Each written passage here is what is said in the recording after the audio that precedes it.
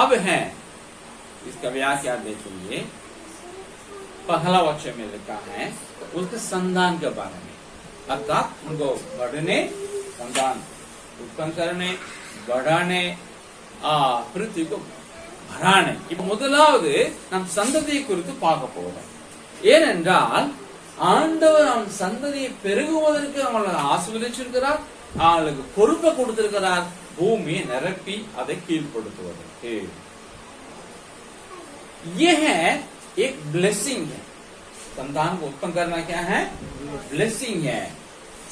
சந்ததியை உண்டாக்குவது என்னது ஒரு பெரிய ஆசீர்வாதம்.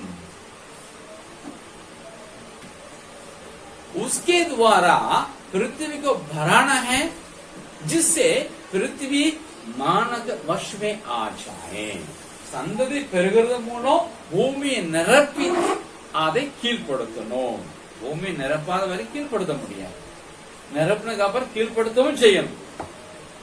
भरना है, भराना है और उसको वश में लाना है. सिर्फ भरा करके छोड़ना भी ठीक नहीं, नहीं भराना भी ठीक नहीं. सो परमेश्वर इस प्रकार आशीष दिया है.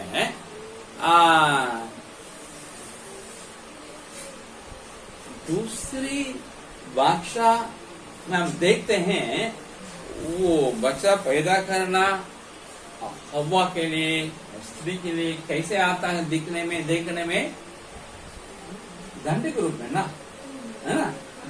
पढ़ो 15-16 வரைக்கும் पढ़ो 3:16. இங்க தெரியுது இரண்டாவது உடன்படிக்கையில ஆண்டவர் பெண்ணுக்கு, ஸ்திரீக்கு சொல்லாரு, நீ கர்ப்ப வேதனைப்படுவா, நீ கர்ப்பம் பெருக பண்ணுகிறார். அது தண்டனை மாதிரி தெரியுது. तेरी पीड़ा, गर्भवती होने का दुख दोनों को बढ़ाएंगे और पीड़ित होकर बालक उत्पन्न करेगा. यहाँ हम देखते हैं दुख को बढ़ाएंगे, पीड़ा को बढ़ाएंगे और पीड़ित होकर क्या करेगी. देखने में कैसे आता है, बड़ा दंड मिल गया है. தமிழ் में भी वैसे ही है. தமிழ் அப்படிதான் இருக்கு. வாசிங்க அதுல 3:16. நீ கர்ப்பவதியா இருக்கும் போது உன் வேதனையை பெருக பண்ணுவேன், வேதனையோட பிள்ளை பெறுவாய்.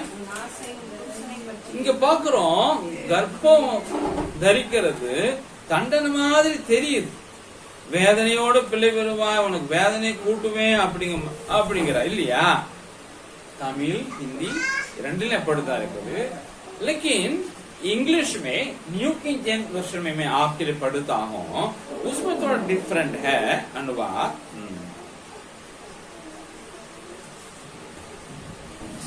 தமிழையும் ஹிந்தியிலும் நல்லா இந்த மொழிபெயர்ப்பு இருக்க காட்டிலும் என்கேஜேவி வெர்ஷன் அழகாக நான் படிக்கிறேன் உங்களுக்கு.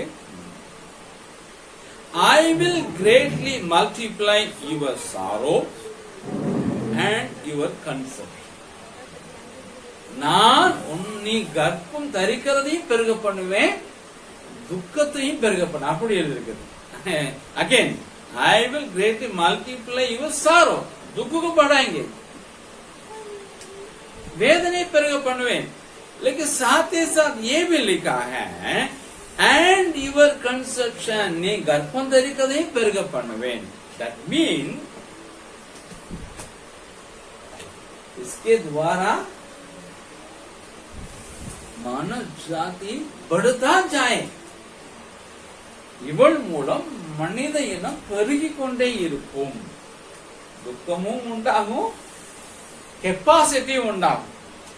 सो ये बात है, ब्लेसिंग है. इसलिए पुराने नियम के देखिएगा, आपको पता है ना क्या है, राहेल और क्या है लिया के बीच में कितना झगड़ा हुआ. इन लोग इसको ब्लेसिंग के रूप में समझे और अनुभोगे और ब्लेसिंग रहे, जिसके द्वारा बहुत बड़ा एक राष्ट्र इस्राएल आज है, अस्तित्व में है. इन लोग लड़ाई के कारण 12 கோத்திரங்கள். பழைய ஏற்பாட்டு காலத்தில் ஸ்திரீகள் இதை ஆசீர்வாதமாக தான் பார்த்தாங்களே, தண்டனையாக பார்க்கவில்லை. ஆகையினால்தான் அவர்கள் அதிகமான பிள்ளைகளை பெற்று மனித இனம் பெருக செயல்பட்டார்கள். அதை ஆசீர்வாதமா நினைத்தார்கள், அனுபவித்தார்கள். இந்த காரியத்தை ராகே லேயாளுடைய சண்டையில நாம் பார்க்க முடியும். விளைவு 12 பிள்ளைங்க, 12 கோத்திரம். இன்னைக்கு இஸ்ரவேல் ஜனம் ஒன்று இருக்கிறது உலகத்துல. அதுலதான் இன்னைக்கு மேசியாவே வந்திருக்கா, உலக ரட்சகரே அதுல தான் வந்திருக்கிறார். मसीहा और उद्धारकर्ता उसी जाति राष्ट्र के द्वारा सारे मानव जाति के मिल गया है। सो हम यहाँ इस बात को ना केवल वहां आपको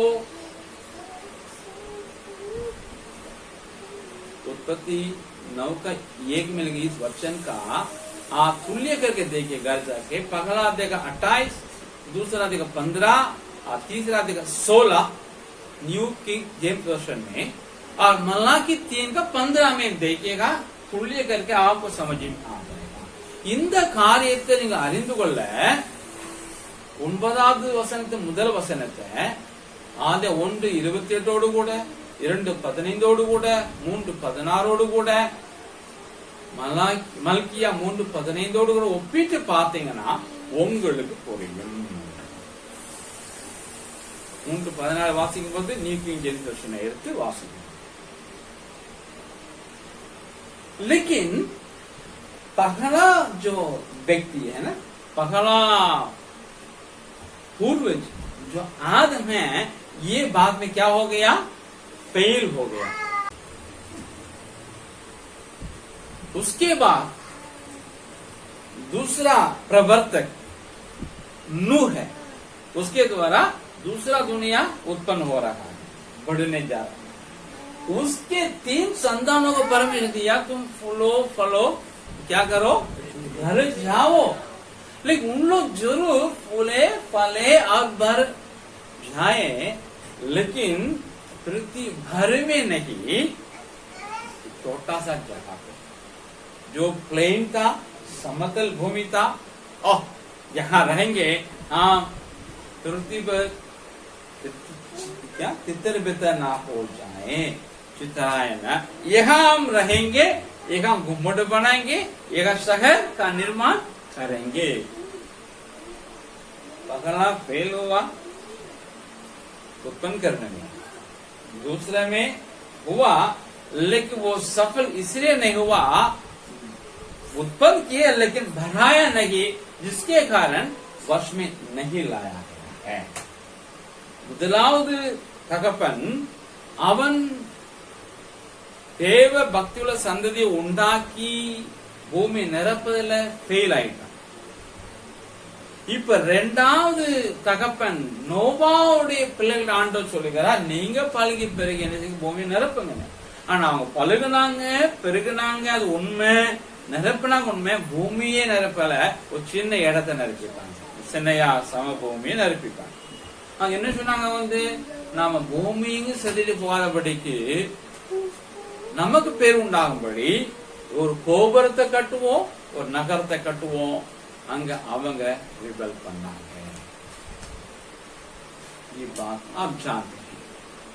यही वजह है आपको स्वर्ग से परमेश्वर के पुत्र को उतर के आना पड़ा और अपने संतान जो उसके नाम पे विश्वास करते हैं, उनका संतान नहीं, संतान भी कहा जाता है को यशायाह की किताब में 53:10 में लिखा, उनका संतान ही लिखा गया है। और जितने लोग उसके नाम पे विश्वास करेंगे वे परम के संतान हो जाते हैं। ये पवित्र परमेश्वर के योग्य संतान है। और इन्हीं को यीशु मसीह क्या किया, कमीशन दिया, तुम पृथ्वी पर क्या करो, जाओ, सारे जाति के लोगों क्या करो, सुसमाचार सुनाओ। और लूका 24 का 47 में लिखा है, और मन फिराओ और पाप की क्षमा यरूशलेम से लेकर के सारे पृथ्वी में प्रचार किया जाना है। ये संतान कौन है, बोलिए, ये संतान कौन है? हम ही लोग हैं, तो हम लोग को क्या करना है? अभी सुसमाचार ले जाए, हर जाति के लोगों को सुनाए, शैला बनाए, यथासंभव जहां तक जा सके। जैसा मैं कन्याकुमारी छोड़ करके यहाँ आ गया, एक छोर से दूसरे छोर तक आकर के था करता, वैसे आपको भी जाना होगा। यथासंभव आप पाप क्षमा का प्रचार करें, ये काम करके पृथ्वी को भराए मसीहियों से, विश्वासियों से। यथासंभव अपने इलाका को बढ़ाए, उस इलाका को वश में लाए, मसीहियत को वश में। क्या हम लोग करेंगे? करेंगे। இங்கே பார்க்கிறோம், இரண்டாவது தகப்பன் நோவாவுடைய பிள்ளைகள் இந்த காரியத்துல பாதி கீழ்ப்படிஞ்சாங்க, நிரப்பினாங்க. ஆனா ஒரு சமபூமி மாத்திரம் எங்கேயும் போக மாட்டோம் அப்படி சொன்னாங்க. அது கலகமாக பார்க்கப்பட்டது. ஆண்டவர் சிதறடிச்சான். அவங்க அதனால செய்த வசப்படுத்தவில்லை, கீழ்ப்படுத்தவில்லை. ஆனால் தேவன் தம் குமாரனை அனுப்பினார் மேசியாவாக. அவர் வந்து நமக்காக சிலுவை ரத்தம் சிந்தினார். அந்த நாம அவருடைய நாமத்துல விசுவாசிக்கிறாங்க, ஆண்டுடைய பிள்ளைகள் ஆகிறாங்கன்னு யோவான் 1:11-12 சொல்லுது. அந்த பிள்ளைகளை அவருடைய பிள்ளைகள் என்று ஏசாயா 53:10 எழுதியிருக்கிறது. அந்த பிள்ளைகளுக்கு தான் உலகமெங்கும் போய் சகல ஜாதிகளுக்கு சுவிசேஷம் சொல்லுவதற்கு ஆண்டவர் ஏற்படுத்தியிருக்கிறார், கட்டளை கொடுத்திருக்கிறார்.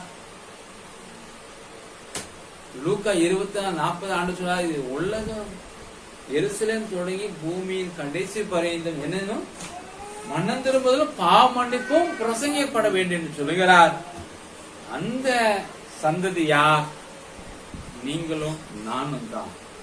அப்படின்னா நம்ம முடிந்த அளவுக்கு உலகத்துல புறப்பட்டு போய் எங்கேயெல்லாம் போக முடியுமோ அங்கேயெல்லாம் போய் சுவிசேஷம் சொல்லுவோம், மக்களை தேவ ஜனமாய் மாற்றுவோம். நாம் இருக்கும் பகுதியை, அந்த பகுதியை நாம் ஆண்டவருக்காக கீழ்ப்படுத்துவோம்.